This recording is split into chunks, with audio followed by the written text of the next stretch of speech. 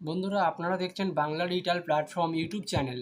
বন্ধুরা আপনিও কি শ্রম কার্ডের জন্য আবেদন করেছিলেন? এই শ্রম কার্ডে যারা আবেদন করেছেন তাদের মোবাইলে এসএমএস পাঠানো শুরু হয়েছে। যদি আপনি আবেদন করে থাকেন এবং আপনার ফোনে এসএমএস না আসে তাহলে অবশ্যই ভিডিওটি শেষ পর্যন্ত দেখবেন। এছাড়া যারা শ্রম কার্ডের এখনও আবেদন করেননি কিভাবে তারা আবেদন করবেন, এখানে আবেদন করতে গেলে কি কি শর্ত রয়েছে, এছাড়া যে এসএমএস এসেছে এসএমএসে কী বলা হয়েছে, চলুন বিস্তারিত আজ এই ভিডিওতে জেনে নেওয়া যাক। বন্ধুরা আপনারা চ্যানেলে নতুন হয়ে থাকলে চ্যানেলটি সাবস্ক্রাইব করে পাশের বেল আইকনটি অন করে দেবেন। এছাড়া ভিডিওটি যদি আপনাদের ভালো লেগে থাকে তাহলে একটি লাইক করে দেবেন। চলুন তাহলে এসএমএসে কী বলা হয়েছে সেটি বিস্তারিত দেখে নেওয়া যাক। যেটি আপনাদের ফোনে যেটি পাঠানো শুরু হয়েছে, এসএমএসে বলা হয়েছে, ফর ₹300 পেনশন জয়েন প্রধানমন্ত্রী শ্রম যোগী মানধন পেনশন योजना at mandhan.in. Monthly contribution start from ₹55. Please visit Nagar Nigam /Nagarpalika /Nagar Parishad /collector /Jila Parishad /tehsil /BDO from 25.08.2025। তো বন্ধুরা এই এসএমএসটির দ্বারা কি বলতে চেয়েছে এই ishrom.gov.in এই ওয়েবসাইটে আমরা গিয়ে দেখে নেব। বন্ধুরা ইশ্রমের ওয়েবসাইটে যাওয়ার জন্য আপনাদের গুগল বা আপনাদের ক্রোম ব্রাউজারে এসে আপনাকে সবচেয়ে প্রথম সার্চ বক্সে লিখতে হবে ইশ্রম। ইশ্রম বলে আপনি লিখে সার্চ করবেন। এরপর আপনাদের সামনে একটি পেজ লোডিং নেবে। এরপর প্রথমেই যেই লিঙ্কটি আসবে, যেই ওয়েবসাইটটি আসবে, সেই ওয়েবসাইটটি আপনারা ক্লিক করবেন। এরপর এই ওয়েবসাইটে ক্লিক করার পর এখানে গো টু মেন পেজ বলে একটি অপশান আসবে, আপনারা এই পেজটিতে ক্লিক করে দেবেন। এরপর আপনাদের সামনে মেন পেজটি খুলে যাবে।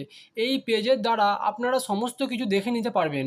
এখানে ফার্স্ট রেজিস্ট্রেশন শ্রম কার্ড, অর্থাৎ আপনারা যারা নতুন, যারা এখনও শ্রম কার্ডের জন্য যারা আবেদন করেননি তারা এই লগ ইনের মাধ্যমে নতুন করে আবেদন করতে পারবেন।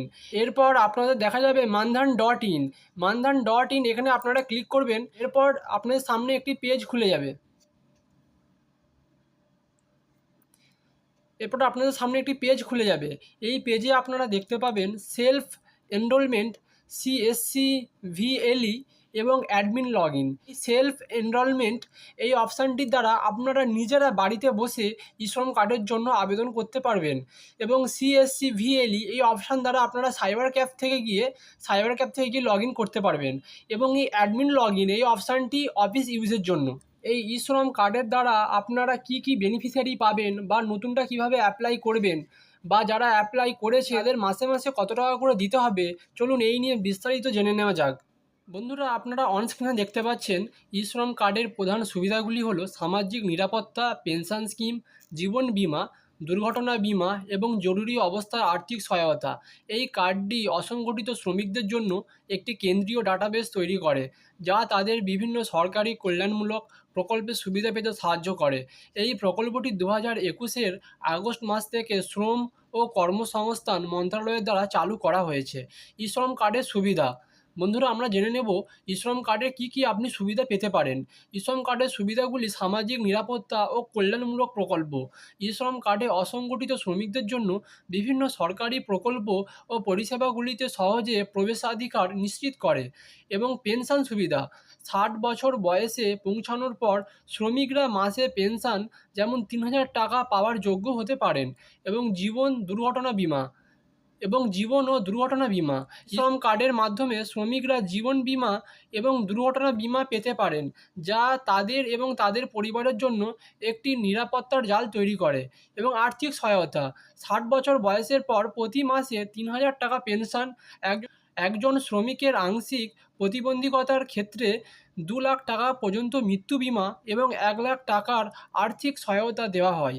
যদি কোনো সুবিধাভোগী শ্রম কার্ডধারী অসংগঠিত ক্ষেত্রে কর্মী কোনো দুর্ঘটনার কারণে মারা যান তাহলে তার স্বামী বা স্ত্রী সমস্ত সুবিধা পাবেন। সুবিধাভোগীরা সারা ভারত জুড়ে বৈধ একটি 12 সংখ্যার ইউএএন নাম্বার পাবেন। অর্থাৎ এখানে শ্রম কার্ডে আপনার যে নাম্বারটি থাকে এই নাম্বারটির কথা বলা হয়েছে, এটি হলো ইউএএন নাম্বার। শ্রম কার্ডের জন্য কারা যোগ্য: যে কোনো অসংগঠিত কর্মী অথবা অসংগঠিত খাতে কর্মরত যে কোনো ব্যক্তি। কর্মীদের বয়স 16 থেকে 59 বছরের মধ্যে হতে হবে। কর্মীদের আধার কার্ডের সাথে সংযুক্ত একটি বৈধ মোবাইল নাম্বার থাকতে হবে। শ্রমিকদের আয়কর দাতা হওয়া উচিত নয়। তো বন্ধুরা, এই ছিল ই শ্রম কার্ডের সমস্ত ডিটেলস, যা আমরা আজকে এই ভিডিওর মাধ্যমে তুলে ধরলাম। তো বন্ধুরা, এই ভিডিওর পরবর্তী অংশে আমরা দেখে নেব আপনারা কোন বয়সের ক্ষেত্রে কত টাকা করে সুবিধা পেতে পারেন। তো চলুন দেখে নেওয়া যাক। তো বন্ধুরা, ভিডিওর এই অংশে আমরা দেখে নেব আপনার বয়স অনুযায়ী আপনার অ্যাকাউন্ট থেকে কত টাকা কাটা হবে এবং সরকার থেকে আপনার অ্যাকাউন্টে কত টাকা কন্ট্রিবিউট করা হবে। তো বন্ধুরা, টোটাল আমরা সেই অ্যামাউন্টটি আমরা দেখে নেব। তো বন্ধুরা, আপনার বয়স যদি 18 থেকে 60-এর মধ্যে হয়ে থাকে, তো তখন সেক্ষেত্রে আপনার অ্যাকাউন্ট থেকে 55 টাকা করে কাটা হবে এবং সরকার ভর্তুকি বাবদ 55 টাকা আপনাকে দেবে। তো বন্ধুরা, আপনার অ্যাকাউন্টে 110 টাকা জমা পড়ছে।